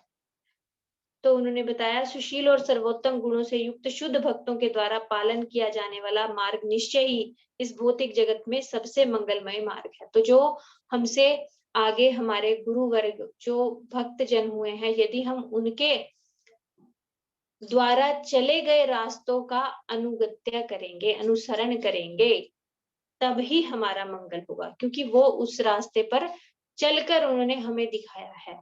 यदि हम उनके रास्ते पर चलेंगे तभी हमारा मंगल होगा। यह भय से रहित है और शास्त्रों द्वारा प्रमाणित है। फिर आगे बोला, हे राजा जिस तरह, फिर बताया कि हे राजा जिस तरह सूरा से युक्त पात्र मतलब शराब वाला पात्र अनेक नदियों के जल से धोने पर भी शुद्ध नहीं किया जा सकता। एक घड़ा है जिसमें आपने शराब रख दी है एक बार और वो शराब निकाल दी और उसको बार बार अपने गंगा जल से साफ किया तो भी वो अपवित्र बना ही रहेगा। उसको आप ठाकुर जी की सेवा में नहीं ले सकते ना। उसी तरह अब भक्तों के प्रायश्चित की विधियों से शुद्ध नहीं बनाया जा सकता, भले ही वे उन्हें बहुत अच्छी तरह से संपन्न क्यों ना हो। बोले अभक्त कितनी भी विधियां बना कर ले प्रायश्चित की, लेकिन वो शुद्ध नहीं बन सकते। जिन पुरुषों ने कृष्ण को पूर्ण साक्षात्कार किए बिना एक बार भी उनके चरण कमलों की पूर्ण रूपेण शरण ग्रहण कर ली और जो उनके नाम रूप गुण लीलाओं से आकृष्ट हो चुके हैं, वे सारे पाप कर्मों से पूर्णतः मुक्त हो जाते हैं। तो बोले जो भगवान के चरणों में आश्रित हैं, केवल और केवल वही पाप कर्मों से मुक्त हो सकते हैं। तो बोले ऐसे शरणागत व्यक्ति को स्वप्न में भी यमराज या उनके दूत जो कि पापी को बांधने के लिए रस्सी लेकर आते हैं दिखाई नहीं देते। उन्होंने बोला जो व्यक्ति भगवान की लीला कथा से आकृष्ट होता है, भगवान की लीला कथा सुनता है, नाम में जिसकी रुचि है, उसको कभी सपने में भी यमराज नहीं आएंगे। तब फिर परीक्षित महाराज जी पूछते हैं क्या इसका कोई उदाहरण है? फिर वो बताते हैं अजामिल प्रसंग। अजामिल का आप सबको पता है कि कान्याकुब्ज ब्राह्मण थे ये, और जो है इन्होंने एक बार किसी वैश्य को पुरुष का संग करते हुए देख लिया। केवल एक बार देखने मात्र से इनके हृदय में भी काम इच्छा जाग गई और इन्होंने उसी वैश्य से शादी कर ली। फिर इनके 10 बच्चे हुए और इन्होंने उस वैश्य का पालन करने के लिए सारे खराब कार्य जितने होते हैं ना वो सब किए। पैसा लाने के लिए जुआ खेलना, लोगों को मारना, ये सब गलत काम किए और उसके साथ रहे। उनके 10 बच्चे हुए और जो आखिर का बच्चा था उसका नाम उन्होंने नारायण रखा। तो उस बच्चे से बहुत अधिक आसक्त थे अजामिल, और जैसे ही उनका मृत्यु का समय आया, उन्होंने यमराज उन्हें लेने आ गए, क्योंकि ऐसा कोई पाप नहीं था जो उन्होंने ना किया हो, तो यमराज ही आएंगे। जैसे ही हम यमराज को देखा अजामिल ने, तो उन्होंने एकदम से पुकारा नारायण नारायण नारायण। वो किसको पुकार रहे थे? अपने पुत्र को पुकार रहे थे, क्योंकि उनके स्वभाव में आ चुका था। प्रत्येक क्षण वो अपने बेटे को बुलाते रहते, नारायण पानी ले आओ, नारायण खाना खा लो, नारायण इधर बैठ जाओ, नारायण ये कर लो। तो वो स्वभाववशता उनसे मुख से नारायण आ जाओ, नारायण बचा लो, नारायण बचा लो ऐसे निकल गया। उन्होंने सांकेतिक भगवान का नाम लिया, मतलब ये अपने बेटे को लक्ष्य करके लिया भगवान का नाम, लेकिन बेटे को लक्ष्य करके लिया। तो तभी उनको बचाने के लिए 4 विष्णु दूत आ गए। पहले 4 यमराज आए थे उनको लेने के लिए रस्सियां, और यमराज का यहाँ पर वर्णन किया गया, इतने लंबे लंबे उनके सींग, उनके लंबे लंबे दांत, भयंकर वेश, बहुत भयंकर के देखते ही डर लग जाए। कहते हैं ना कुछ व्यक्तियों का मृत्यु के समय मलमूत्र त्याग हो जाता है, कुछ की आंखें ऐसी फटी जैसी हो जाती हैं। तो वो क्यों होती है? क्योंकि वो यमराज का दर्शन करते हैं। यमराज का दर्शन कोई बहुत अच्छा नहीं है, बहुत भयंकर है, डरावना है। तो डर के मारे उनका मलमूत्र त्याग हो जाता है। तो उनको देखकर डर के मारे जब उन्होंने नारायण नारायण बुलाया तो विष्णुदूत आ गए। तो विष्णुदूत आके बोले कि आपको पता है इनको आप नहीं लेके जा सकते क्योंकि इन्होंने नारायण बोला। बोले नारायण तो इसने अपने बेटे को बोला है और आप हो कौन? हमारे तो यमराज ही भगवान है और यमराज ने बोला है कि जो कोई धर्म ना करे, धार्मिक कार्य ना करे, धर्म का पालन ना करे, उसको तुम लेके आना। तो ये तो सारे अधार्मिक कार्य कर रहे हैं, तो इसको तो हमें ले जाना है। तो फिर यहाँ पर बहुत सुंदर प्रसंग है यमराज के दूतों में और विष्णु दूतों में। उसको हम अगली कक्षा में सुनेंगे किस तरह से उन्होंने आपस में वार्तालाप किया और अजामिल का किस तरह से उद्धार हुआ। इसको हम अगली कक्षा में सुनेंगे। आज जो है हम इसको यहीं पे विराम करते हैं। आज की कक्षा का जो सार है वो यही है कि केवल और केवल भक्ति के द्वारा हम अपने सारे पाप कर्मों का नाश कर सकते हैं और किसी भी रास्ते से हमारे पाप कर्म खत्म नहीं हो सकते। जैसे अजामिल के सारे पाप कर्म भगवान ने खत्म कर दिए केवल और केवल भगवान नाम पुकारने से। तो इस कथा से हमारे अंदर बहुत उत्साह आना चाहिए कि वाह भगवान कितने दयालु, कितने कृपालु, अपना नाम सुनकर हमारे पापों को भी भूल जाते हैं। तो ऐसे दयालु कृपालु भगवान की शरण में यदि हम नहीं जाएंगे तो हमसे ज्यादा अभागा कौन, है ना। इसलिए अजामिल की कथा को हमेशा हमेशा याद रखना कि ऐसे दयालु कृपालु को छोड़कर अब मैं कहीं जाऊंगी नहीं, इन्हीं का नाम लेंगे हम सब, है ना। तो हरे कृष्ण कृष्ण कृष्ण हरे हरे, हरे राम राम राम हरे हरे। वांछाकल्पतरुभ्यश्च कृपा सिन्धुभ्यो च पतितानां पावनेभ्यो वैष्णवेभ्यो नमः। हरे कृष्णा। हम जो आपने पेपर दिया है बहुत अच्छा दिया सबके लिए, हरी हरी बोल। बहुत अच्छा, आप लोग अच्छा ध्यान से सुनते हो तभी आप ये सब क्वेश्चंस के आंसर दे पाए। तो उसको एक बार हम डिस्कस करेंगे। स्वाति दीदी क्या स्क्रीन शेयर हो जाएगी क्या? हाँ जी दीदी, 1 सेकंड। तो एक एक करके आप स्टार्ट कर दो। हाँ जी।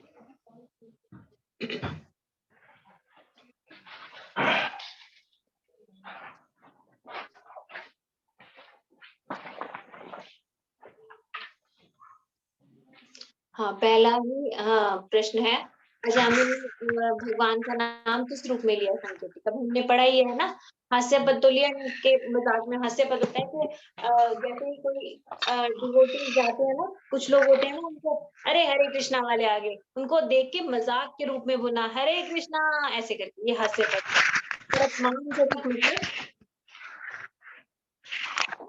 दीदी आवाज आ रही है बहुत, अभी ठीक है।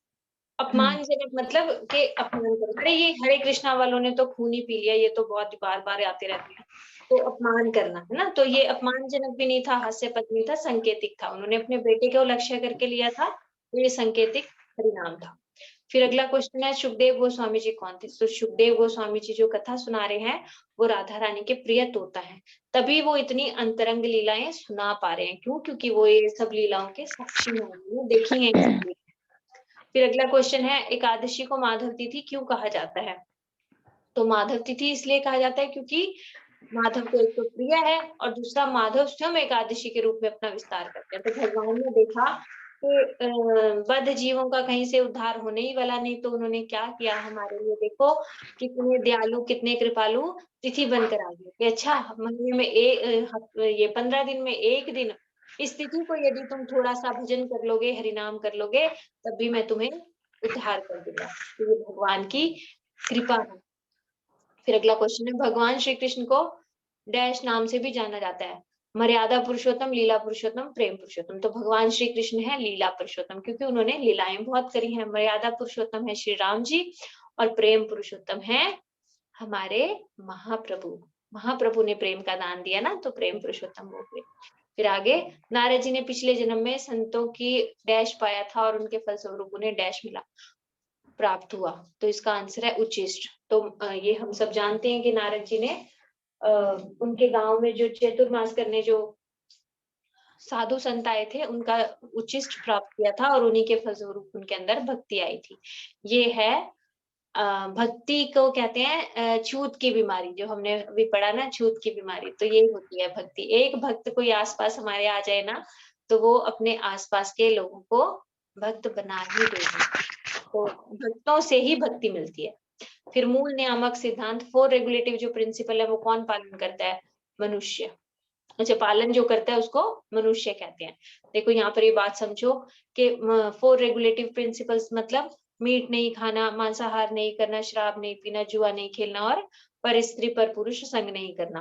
तो ये यदि हम नहीं करेंगे तो इससे हम भक्त नहीं बन गए, इससे हम क्या बने? एटलीस्ट मनुष्य बने, है ना। धीरे धीरे जब हम भक्ति करेंगे तो आगे भक्त बनेंगे, वैष्णव बनेंगे। फिर आगे बोले, क्योंकि हरिनाम करने से ही आगे भक्त बना जा सकता है। ये 4 रेगुलेटिव प्रिंसिपल अपनाने से तो कम से कम हम बस मनुष्य ही बन सकते हैं। इससे भक्ति नहीं आएगी, भक्ति के लायक बनेंगे, समझो बस। फिर पूर्व जन्म में अघासुर को किसने श्राप दिया था? अष्टवक्र मुनि ने।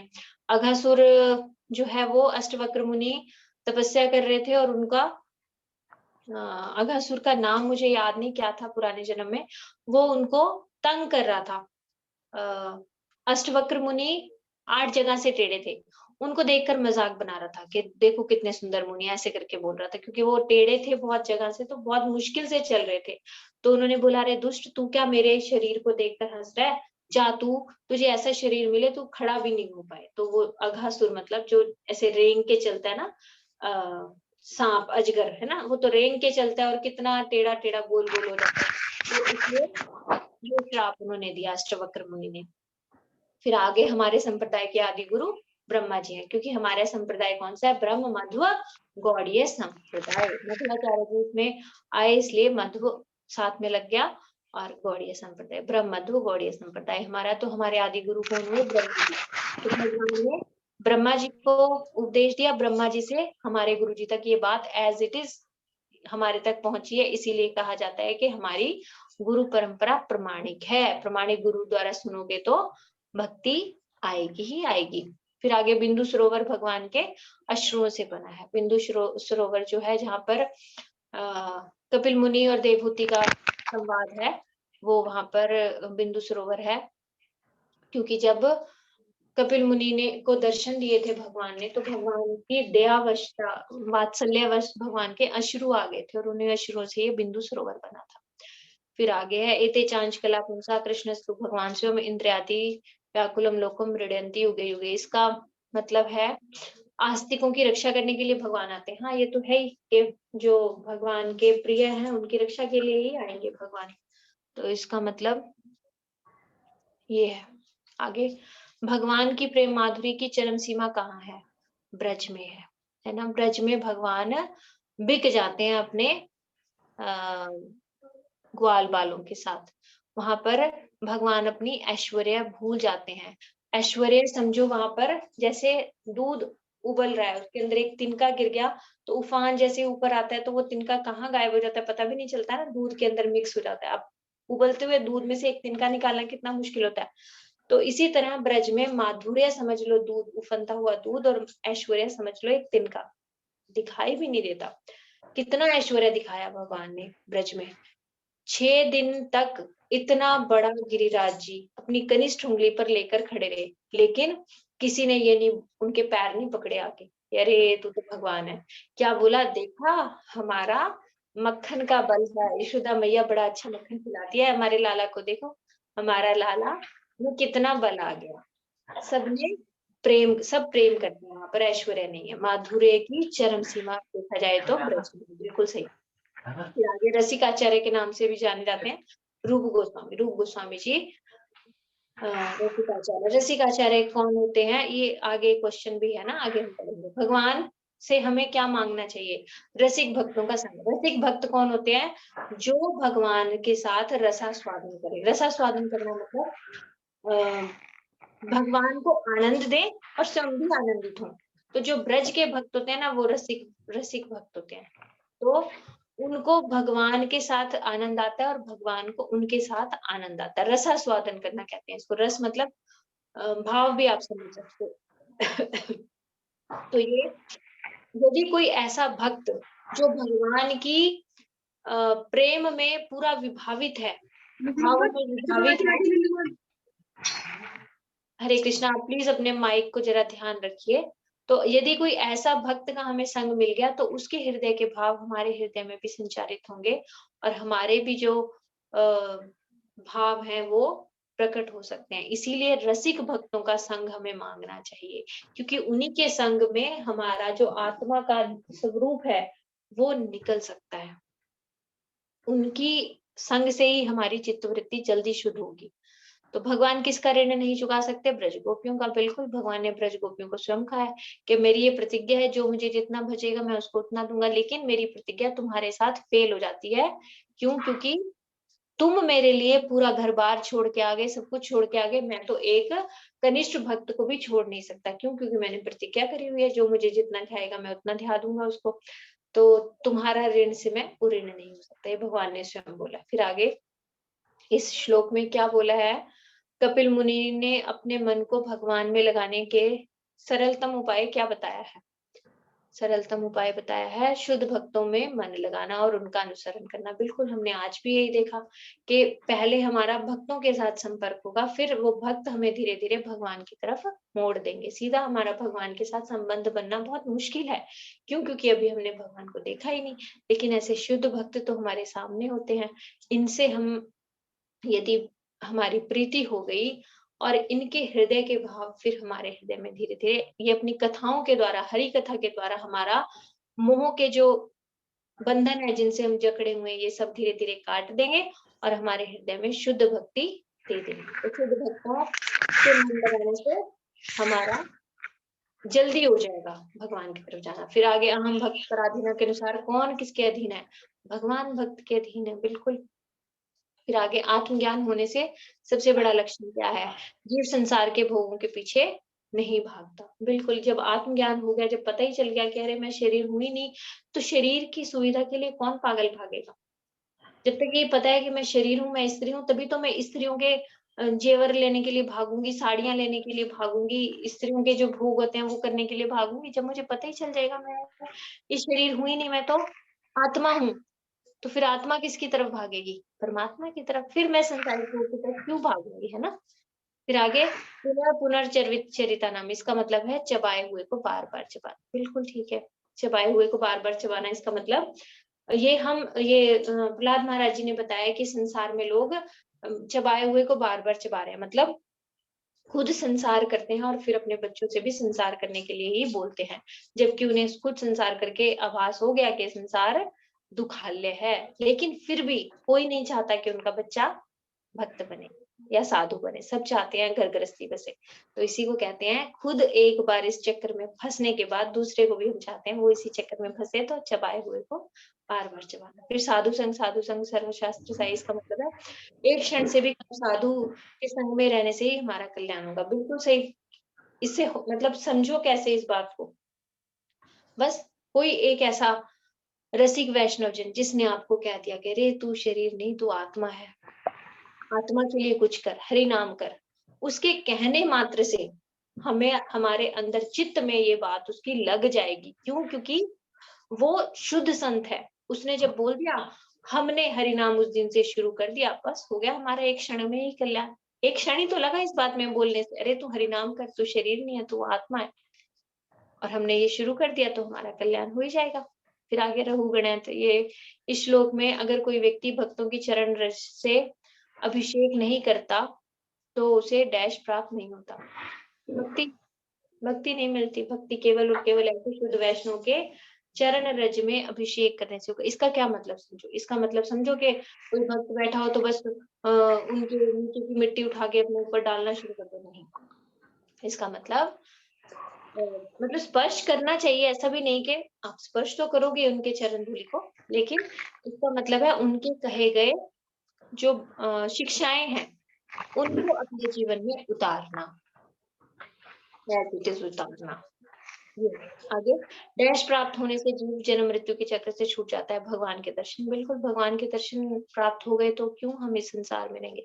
जुआ खेलने से किसकी हानि होती है? सत्य की हानि। बिल्कुल, जुआ खेलने वाले को क्या चाहिए? हमेशा पैसे चाहिए, क्योंकि वो हारेगा, फिर आगे खेलने के लिए, जीतने के लिए फिर पैसा चाहिएगा, तो वो झूठ बोलेगा कि मैं इस काम के लिए लेके जा रहा हूँ, इस काम के लिए, सबसे पहले वो झूठ बोलना शुरू करेगा। क्यों? क्योंकि अगर सच बोल के बोलेगा कि मुझे जुआ खेलने के लिए पैसे चाहिए तो कोई देगा ही नहीं ना, तो झूठ बोलेगा। सबसे पहले सत्य की हानि होती है। फिर आगे है एक उत्तम साधु के क्या-क्या लक्षण होते हैं? संसार से विरक्ति और अनुभूति संपन्न, बिल्कुल। ये लिखा ही गया है कि जो उत्तम साधु होगा, वो संसार से विरक्त होगा और भगवान की अनुभूति संपन्न होगा। भगवान की अनुभूति होगी। फिर आगे है इस चित्र में क्या दिखाया गया है?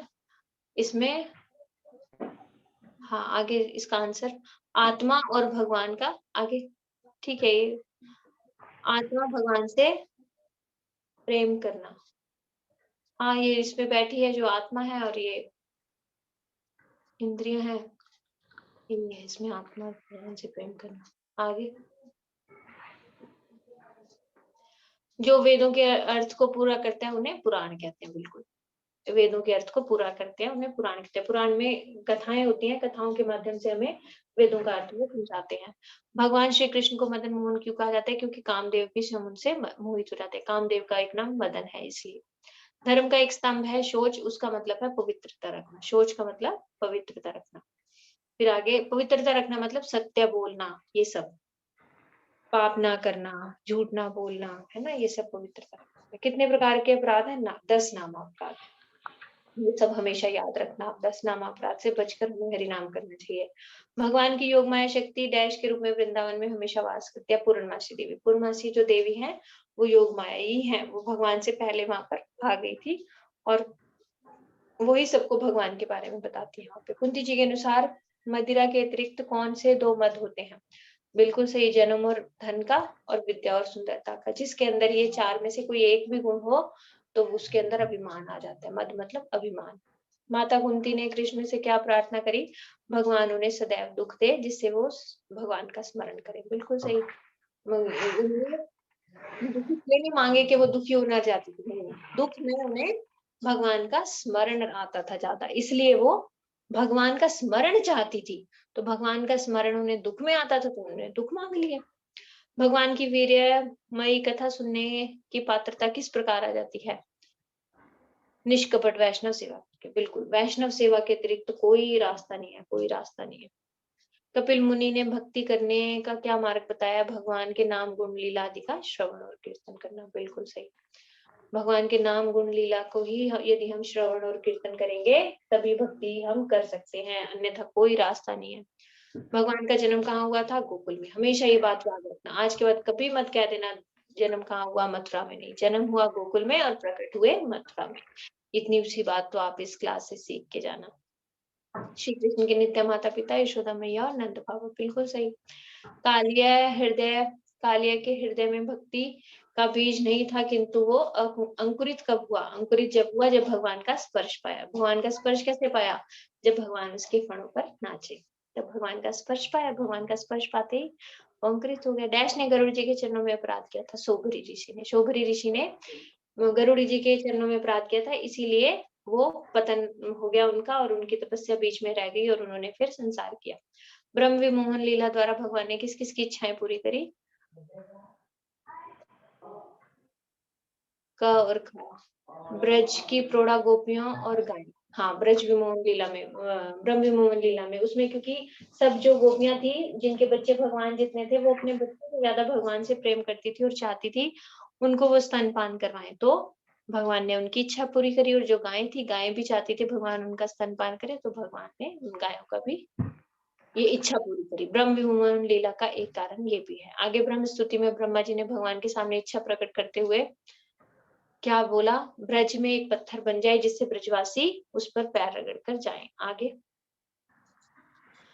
फिर बोला हरे कृष्ण महामंत्र में राम का अर्थ क्या है? राम का अर्थ है राधा रमन। हरे कृष्ण कृष्ण कृष्ण हरे हरे, हरे राम राम राम हरे राम, मतलब राधा रमन। फिर आत्मा के ऊपर 2 आवरण है। बिल्कुल 2 आवरण है। एक है स्थूल शरीर का जो ये दिखाई दे रहा है, एक है सूक्ष्म शरीर का, मन बुद्धि अहंकार। कालिया ने यमुना जी में वास किया इसलिए भगवान ने उसका वध कर दिया। ये बात गलत है कि सही है? नहीं, वध तो किया ही नहीं था कालिया का, उसे तो उद्धार किया था, उसको छोड़ दिया था, तो गलत है ये बात। भगवान का नाम अवहेलना से लेने से पाप लगता है, तो ये बात है गलत। हम भगवान का नाम कैसे भी ले तो पाप नहीं लगता। फिर आगे है भगवान में 6 ऐश्वर्य पूर्ण मात्रा में, बिल्कुल सही। भगवान मतलब यही उनकी डेफिनेशन है, भग मतलब ऐश्वर्यवान मतलब होना 6 ऐश्वर्य परिपूर्ण मात्रा में जिनमें हो वो भगवान है। जैसे यशवान, श्रीवान, रूपवान, बलवान, वैराग्यवान, ये सब ऐश्वर्य पूर्ण मात्रा में हो। आगे कपिल मुनि ने साधु के लक्षण का वर्णन किया है। हाँ सही। फिर आगे ठीक मिलान तो आप सबको पता ही होगा, ये सब छोड़ो। आज हम इसको विराम, सेशन को विराम करते हैं। किसी का कुछ प्रश्न है तो आप पूछ सकते हैं। हरे कृष्णा।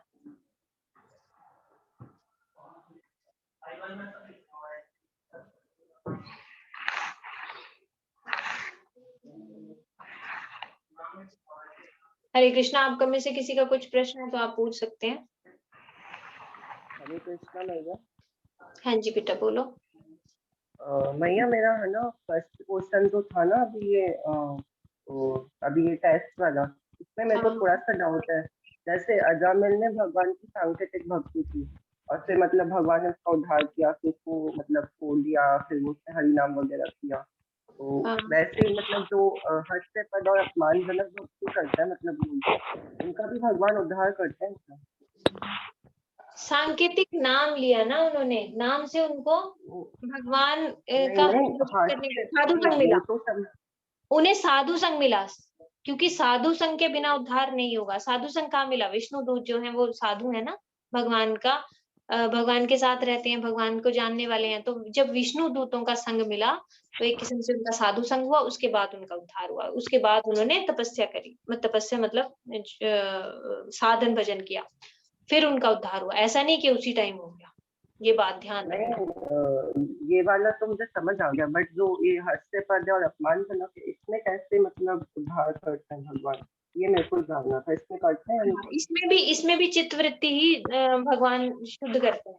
देखो जो लोग इवन मुसलमान होते हैं ना, वो भी क्या कहते हैं?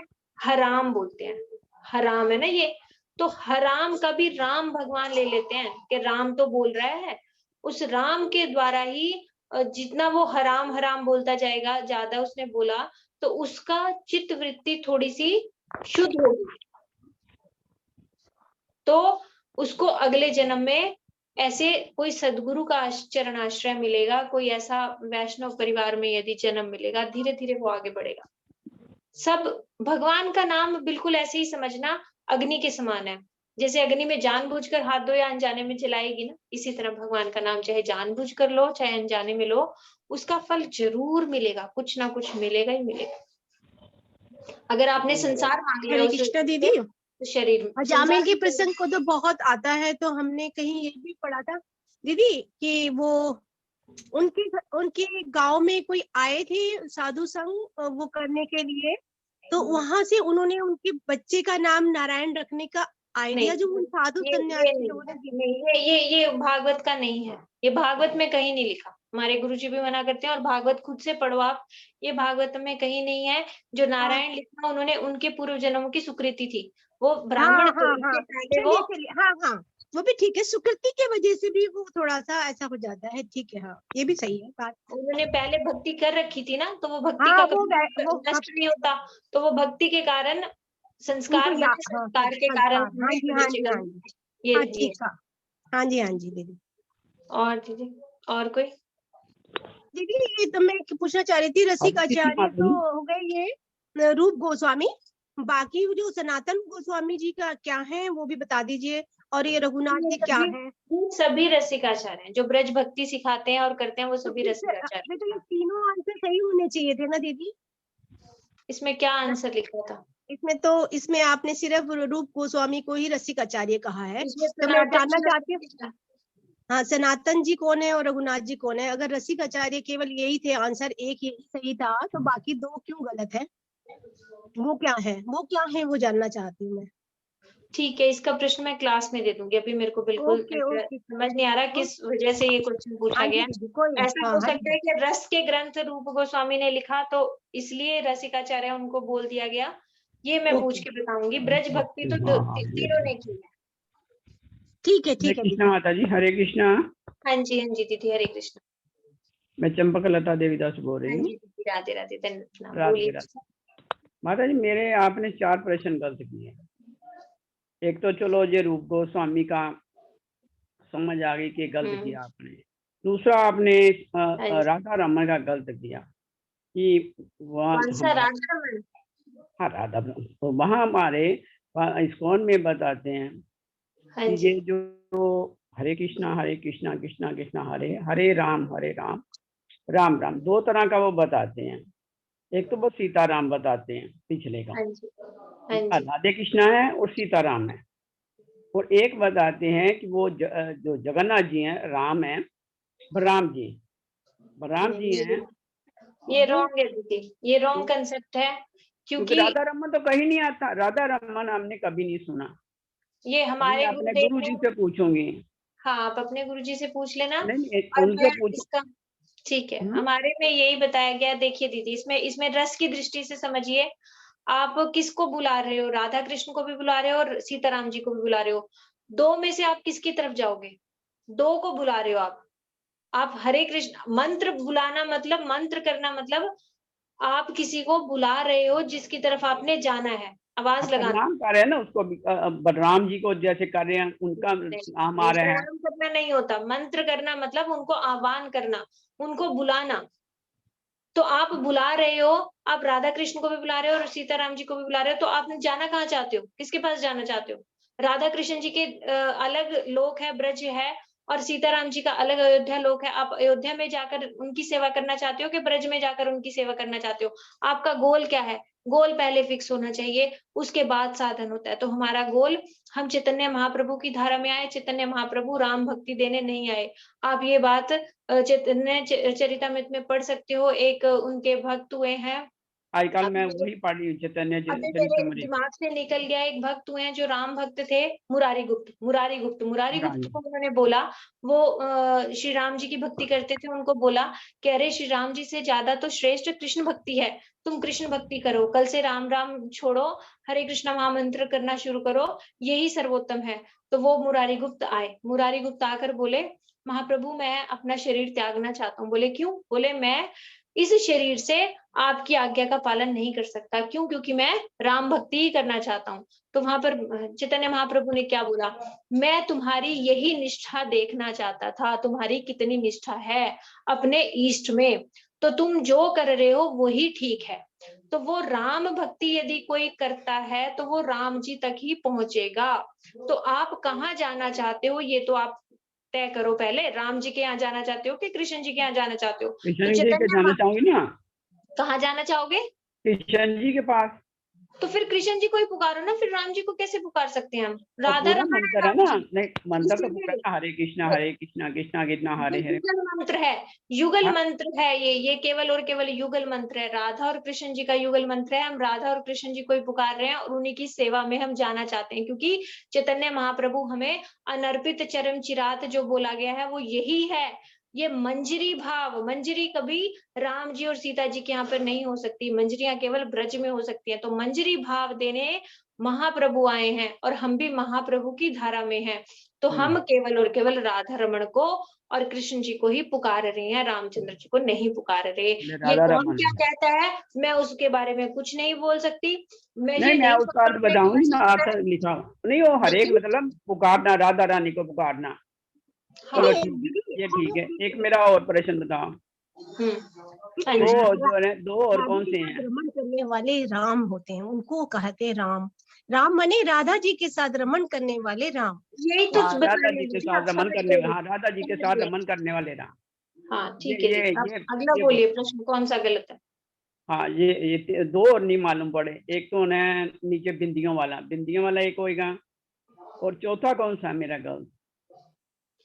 दीदी आपका पेपर मैं कल दोबारा से देख लूंगी। अभी सब लोगों को प्रश्न कोई हो तो वो पूछ लें। आपका पेपर स्वाति आप, माता जी को बोल देना दीदी को, वो हाँ मुझे चारों बता स्वाति देगी। दीदी आप इनका पेपर रीचेक कर देना एक बार, पर्सनली धन्यवाद आपका, नोट बोल दो हाँ देख जी, लीजिए हाँ आपने जी दीदी। बताया कि राधा रमन ठीक से हैं। हाँ। हाँ जी, आप किसी का कोई और प्रश्न है आज? हरे कृष्णा। तो हम आज का ये सेशन यही विराम करते हैं। वांछा कल्पतरुभ्यश्च कृपा सिंधुभ्यः च पतितानां पावनेभ्यो वैष्णवेभ्यो नमो नमः। हरे कृष्ण कृष्ण हरे कृष्ण कृष्णा हरे हरे, हरे कृष्णा राम हरे हरे, हरे हरे राम हरे आप सबको राम। बहुत बहुत धन्यवाद जो आप इतने उत्साह के साथ और समय दिया आप सबने। आप सबका बहुत बहुत धन्यवाद। हरे आपका भी कृष्ण। बहुत बहुत धन्यवाद, इतना अच्छा